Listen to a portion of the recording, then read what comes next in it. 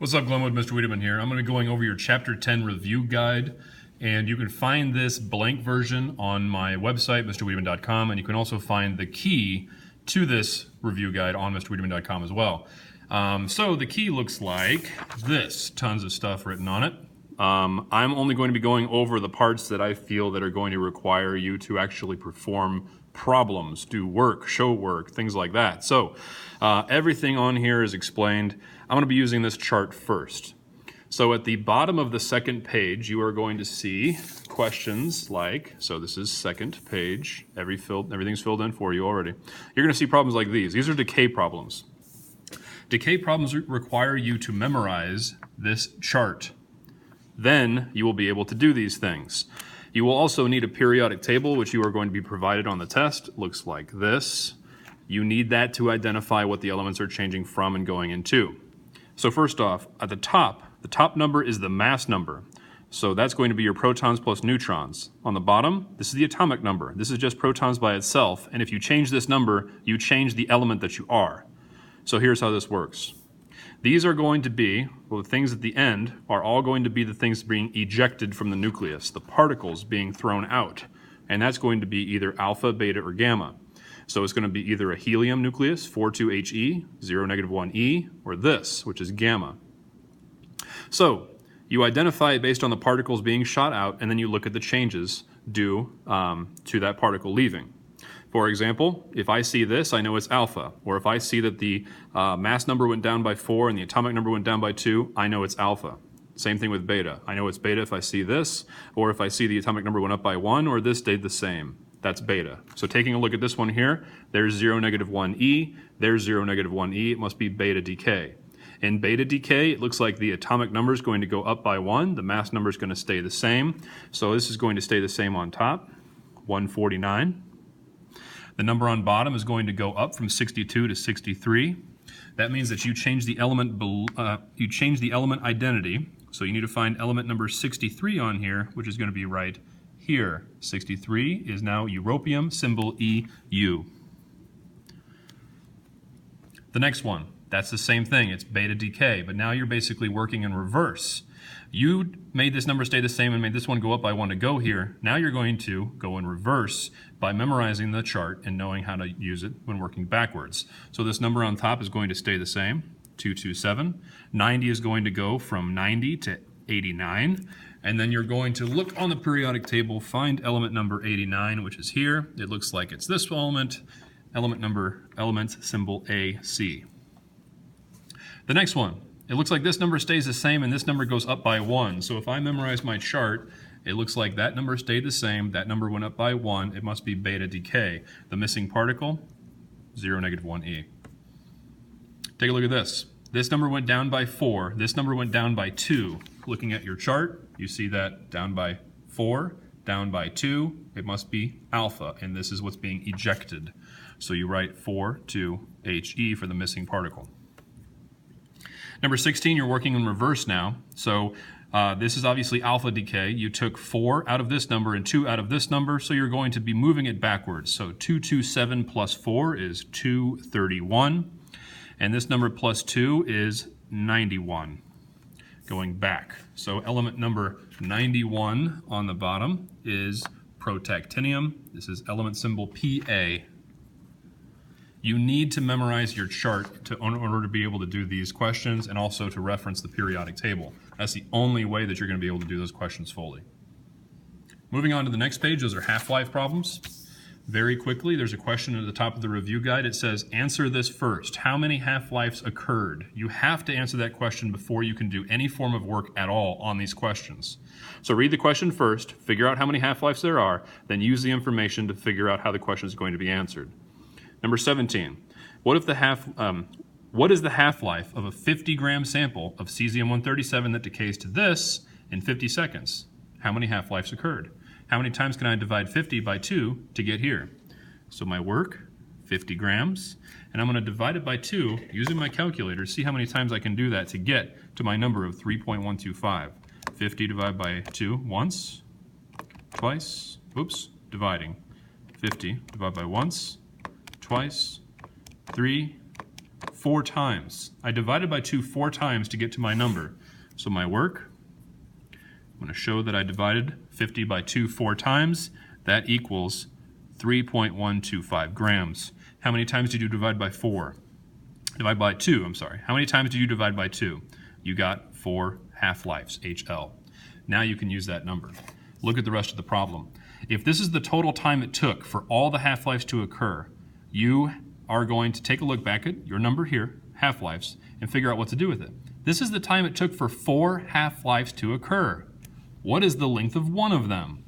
So I'm going to take 50 and my number of half-lives. I'm going to divide them. 50 divided by 4. 50 seconds. So 50 divided by 4 in my calculator is 12.5. And since my unit was seconds when I was doing my work, it is seconds in my answer. Next one. What is the half-life of a radioactive isotope? The half-life of this radioactive isotope of lead is this much. This is the time it takes for one half-life to occur. How long will it take a 20-gram sample to decay to this? How many times can I divide 20 grams by 2 to get to 5? So 20 divided by 2 once, divided by 2 again, I get 5. So I divided by 2 times to get to 5 grams. You divided by 2 twice, 2 half-lives happened. This is the time it took for one half-life to occur. Well, I want to know the length of 2. So in this case, you're going to multiply. I'm going to take 10.8 days, times it by 2. Back to my calculator. 10.8 times 2 is 21.6. 21.6 days. Radium-228 has decayed to this much mass after it's already been through 4 half-lives. There's the answer to our question already. It already answered the question. So I do not, and I don't have to find it. It's given to me. It's already been divided by 2 4 times. What is the mass of the original sample? In this case, since it's already been divided by 2 4 times to get here, you are going to take this number and you're going to multiply it by 2 4 times. Or you can show the work like this. 1.25 grams times 2 to the 4th. It's going to equal the same work. So I'm going to go ahead and do that second one since it's just shorter in my calculator. 1.25 times 2 to the 4th equals 20. 20 grams, since my unit was grams before. A fossil was found. A sample of carbon-14 inside the fossil was 25% of a normal carbon-14 radioisotope at 100%. If this is the half-life for 1, how old is the fossil? Well, the question is, how many times can I divide 100 by 2 to get to 25? Using my calculator again, just to quickly do that. 100 divided by 2 once is 50, divided by 2 twice, it's 25. So it looks like I divide it by twice. I divide it by 2 times to get to 25. Therefore, 2 half-lives happened. If this is the time it took for 1, how long would it take for 2? 5,730 years times 2. Calculator. 5,730 times 2, 11,460 years. Next one. The half-life of strontium-89 is 90 minutes. This is the length of one of them. How long would a sample of strontium-89 have to sit to go from this to this? How many times can I divide this number by 2 to get here? How many half-lives occurred? You need to find that first. So 240 grams. In my calculator, let's just see. 240, this is once, twice, 3, 4, 5, 6. I divided by 2 6 times to get 3.75 grams, which means that 6 half-lives occurred, 6 HLs. If this is the time it took for 1, how long are 6? 90 minutes times by 6, 90 times 6, 540. 540 minutes. Down here, scientific notation. This is going back to stuff that we learned previously last semester. So, Here's how you take a number and put it into scientific notation. If there is no decimal in a number, it's all the way on the far right. Moving a number into scientific notation requires the decimal to be at one place where there is only one digit to the left of the number. So in this case, this is going to move 3 times to go between the 7 and the 5. I rewrite this. I'm going to round it to the hundreds place. I'm going to put it in the notation times 10 to the however many times I moved, which was 3. It's going to remain positive because this is a large number. And I'm going to put my unit, kilometers. Done. If the decimal's already there for you, it's still going to go back to the same place to where there's one number to the left. In that case, this is in between the 3 and the 1. So I move 4 times to get there. I'm going to rewrite the number in its new place, round it to the hundreds place, times 10, but this time to the -4, since it's a small number, put my unit, liters. This is insanely easy. Number 23. If it's positive, it goes to the right. If it's negative, it goes to the left. Positive exponent, 4. That means that this decimal is moving to the right 4 times. So move it over and fill in zeros for anything else that you need. In this case, that's 41,200 grams. I'm going to move it to the left 6 times. That's going to be a 0 with 5 zeros in front of the 6. 6.5 meters. Measuring. Last semester, we were telling you that you need to use the centimeter side of the ruler, which is this side you're seeing now, put it directly at the end, and measure to 2 places past. So, it looks like it's for sure past 5, so I'm going to go ahead and put that. 5 point. It looks like it is point now in millimeters, or the next unit down. It looks like it's for sure past that 5 a little bit. The last one is a guess. You need this last number. Some number, just guessing. How far is it past this line right here? And it looks just like it's barely past it. I'm just going to put 1 and then centimeters on it. That's correct in measuring. This is all that you need to do. And this one right here, it's kind of hard to see with those words underneath, but I'm for sure past 1, I'm for sure past 2, and it looks like I'm for sure past 2.3 and a little bit past, so I'm going to do 2.32. It's just a guess. And that is supposed to be a 2. And centimeters is your answer. Dimensional analysis using the sentence over here. I went ahead and wrote this. You need to memorize it by test day. King Henry dances usually drinking chocolate milk. The K is kilo, hecta, deca, base unit, like grams, meters, and liters, deci, centi, milli. So let's take a look at how you do this. I'm going to convert 8.25 meters to kilometers. So I'm going to put 8.25 meters in my top left box. I want to cancel meters. The universal spot to cancel is diagonal, so meters goes down here. Kilometers is going to go on the opposite. Which one is bigger? Which unit is bigger? If you are big, you are closer to this side of the sentence. You are small if you are over here. Kilo is here. K, that's what this is. So kilo is the bigger unit, therefore it gets a 1. How many times do I jump from kilo to unit, which is what meter is? I jump 1, 2, 3. So I put a 1 with 3 zeros.